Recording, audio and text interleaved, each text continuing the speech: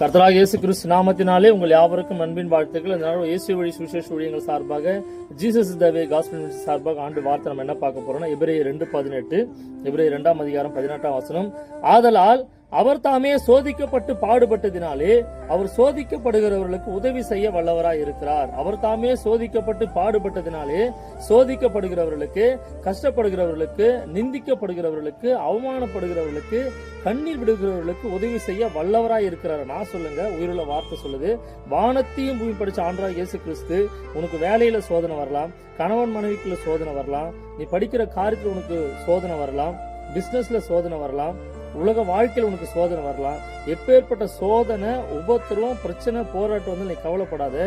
உன் தாயின் கரு நீ உருவாரத்துக்கு முன்பதாகவே நான் வாழ்ந்த மத்திய ஆண்டவராகிய இயேசு கிறிஸ்து பூலோகத்துல வாழ்ந்தார்ல, அப்போ அவர் எல்லா கஷ்டத்தையும் பார்த்துட்டாராம். எல்லா கஷ்டத்தையும் பாடுபட்டு அதை அனுபவிச்சுட்டார். அதான் வசனம் சொல்லுது, எல்லா கஷ்டத்தையும் அவர் சோதிச்சு பார்த்துட்டு அது எதுவுமே தோக்கல.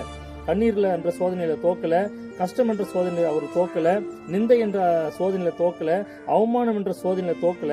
எல்லாவற்றையும் சிலுவையில அவர் வெற்றி சிறந்து ஜீவன் விட்டு மறுபடியும் உயிரோடு வந்து இந்த நாளும் நம்ம கூட யார் இருக்கிறார் தெரியுமா? அவர் சொல்றார் உன்னை பார்த்து,